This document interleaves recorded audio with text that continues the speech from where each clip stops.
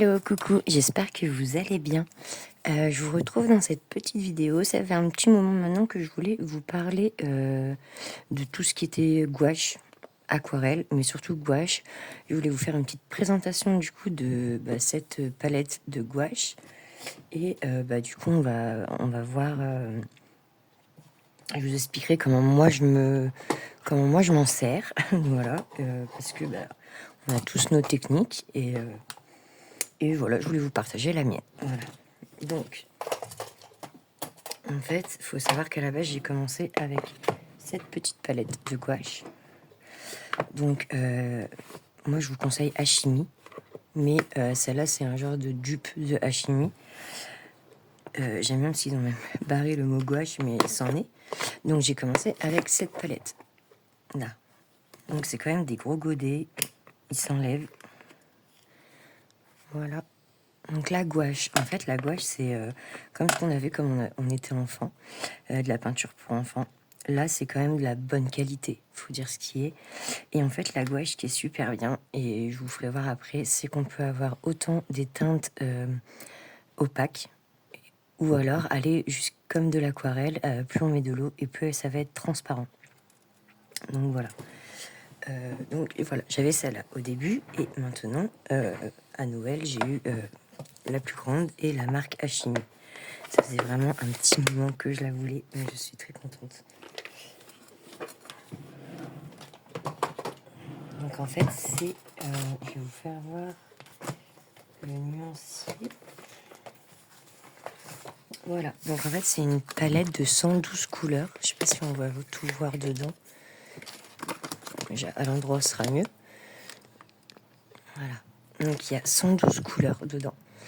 Donc là vous avez dans la première c'était des gros godets de combien, je crois il y a 24 millilitres, et là donc du coup c'est 24 grammes, parce que là ils mettent en grammes, là il y a 12 grammes, donc c'est des demi godets.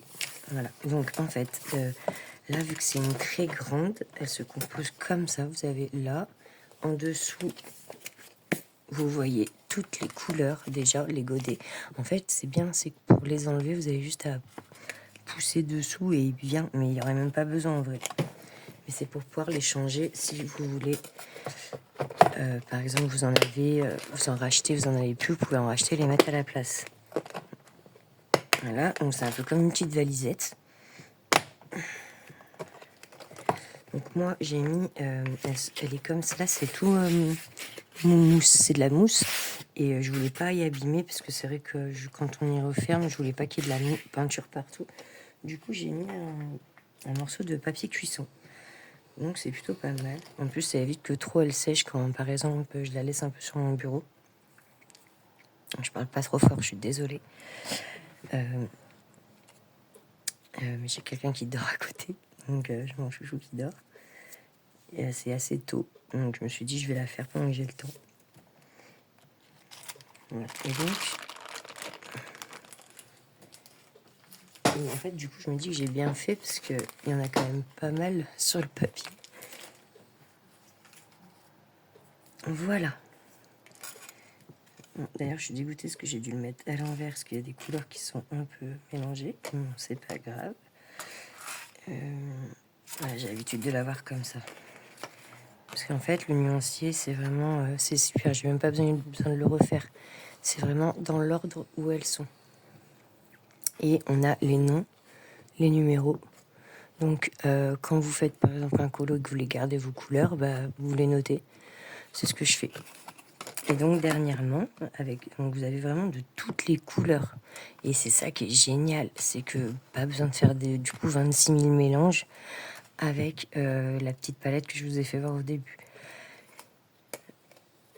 Donc je vous ferai voir après du coup comment je m'en sers.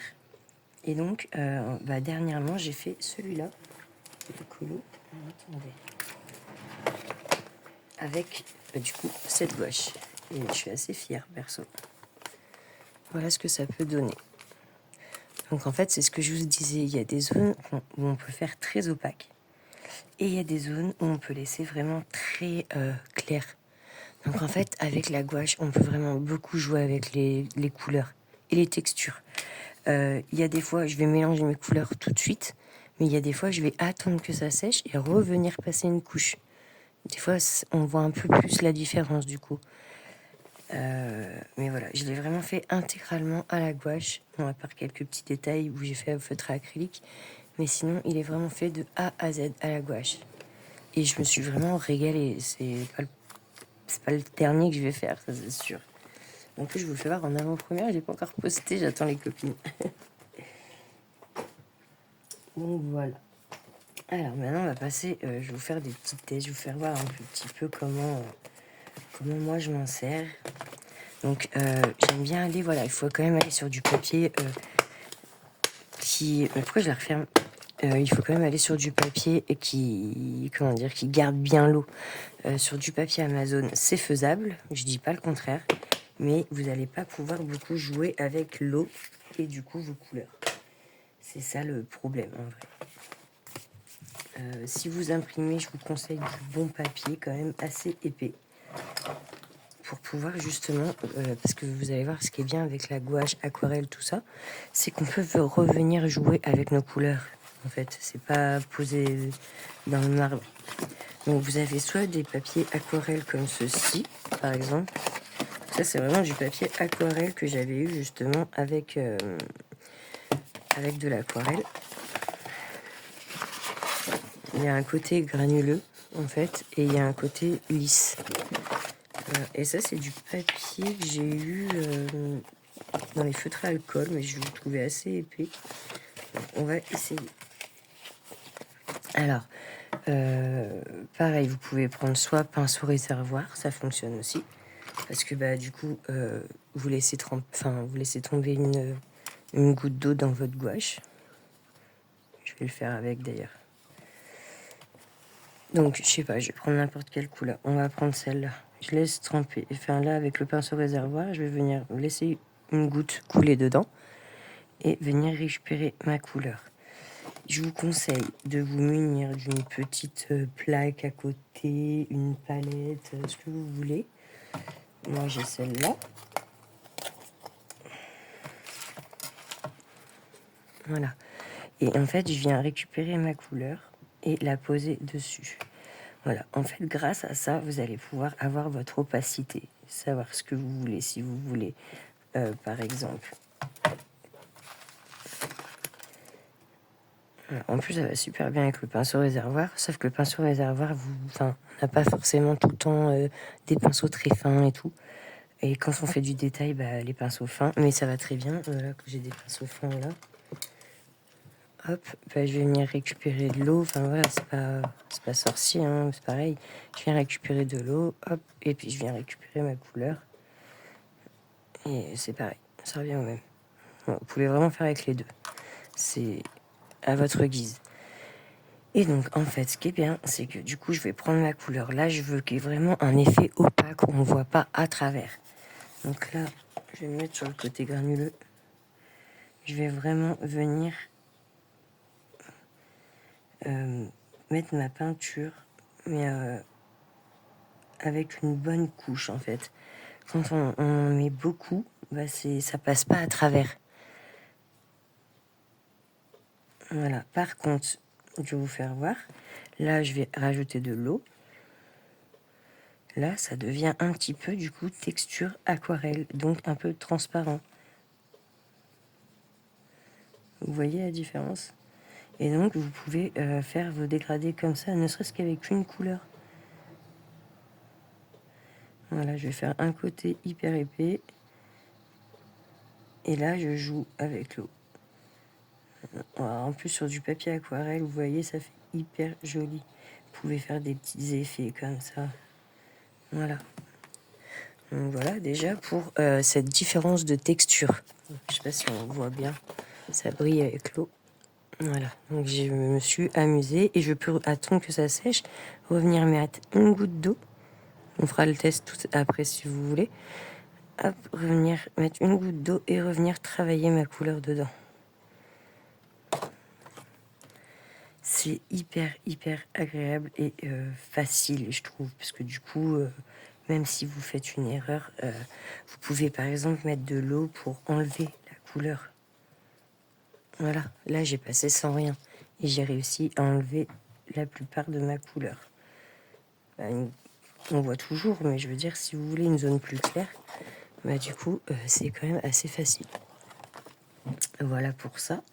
Ensuite, vous pouvez faire des mélanges. Donc des mélanges soit sur votre petite tablette, soit directement sur votre papier, quoi. Donc là, voilà, moi je prends l'habitude de toujours venir récupérer parce que des fois, même si je vais vouloir du rose comme ça, mais plus clair, et j'ai pas. Et ben hop, je prends du blanc et je vais faire moi-même mon rose. Et du coup, la palette aide quand même beaucoup. Voilà. Et là, je vais venir intégrer mon rose. Donc là, je veux qu'il se mélange. Donc, c'est bien quand il est mouillé. Si je veux éviter que ça se mélange et qu'on voie un petit peu la démarcation, et ben j'attends qu'il sèche, tout simplement. Et encore, même quand il va sécher, vous allez quand même arriver à bien mélanger parce que du coup, au contact de l'eau, la gouache, elle repart elle repart quoi. Voilà. Je vais essayer aussi sur celui-là de papier, vu que c'est un papier de feutre à alcool, mais normalement, il n'y aura pas de souci. Qu'est-ce que je peux vous dire d'autre sinon? Après, n'hésitez pas si vous avez des questions en commentaire, je vous y répondrai avec plaisir. La texture, bah, là on a de l'aquarelle, c'est pas du tout la même texture entre de la gouache et de l'aquarelle. Même si ça va sécher, ça sera toujours un peu plus fluide que l'aquarelle. L'aquarelle, ça devient dur, quoi. On peut y retourner et tout. Là aussi, je peux, mais voilà, quand je les ai enlevés, parce que j'ai vraiment enlevé sachet par sachet, c'était encore très très liquide. C'est un peu de la gouache de notre enfance, mais en meilleure qualité quand même. Parce que j'irai pas prendre quand même de la gouache lambda, même si je suis sûre qu'il y a moyen de faire quelque chose, hein, mais au moins... Enfin, cette marque Hachimi est géniale, vraiment. Je la recommande pour tout ce qui est niveau gouache. Elle est vraiment géniale. Donc on va faire un petit essai. On va changer de couleur sur l'autre papier. Voilà, mais en fait, il y a vraiment beaucoup de possibilités. Je fais beaucoup de gouache sur mes livres, Anna Carlson, Kerby Rosen, parce que c'est du papier assez épais. Donc pareil, toujours protégé en dessous. Là, je l'ai pas fait parce que j'ai ma plaque de verre en dessous, mais quand c'est un colo, voilà. Et là, du coup, je vais rajouter, ne serait-ce qu'une goutte d'eau comme ça. Ah, je vais venir reprendre de ça. En fait, vous pouvez vraiment jouer avec la gouache, avec l'aquarelle, avec l'eau, en fait. On joue avec l'eau et les couleurs. Comme des fois, j'aime bien... alors, je sais pas si c'est avec l'aquarelle liquide. J'aime bien venir mettre de l'eau, en fait, et après apporter la couleur. Je sais pas là si ça va le faire. Je sais pas du tout. Mais... Alors, par contre, si vous faites un bon papier... Et là, c'est du bon papier. C'est du papier pour feutrer à l'alcool. Et je vais venir récupérer de la couleur. Je suis sûre que ça va pas marcher. Ça marche avec l'aquarelle liquide, mais... Ouais. Ouais, mais vous pouvez faire des effets quand même.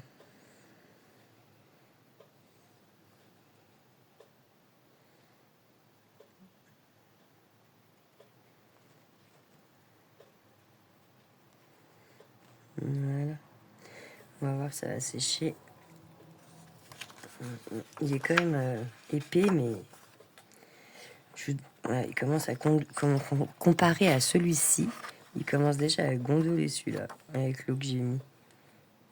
Bon, ça marche pas très bien avec ça. Je préfère avec l'aquarelle liquide. En fait, avec l'aquarelle liquide, je fais de l'eau comme ça sur mon fond et je vais venir mettre des gouttes d'aquarelle. Clic, clic, clic, et ça part en... Là, j'ai pas réussi. Bon, de toute façon, je m'en doutais que ça allait pas fonctionner avec ce papier et la gouache. C'est pas fait pour.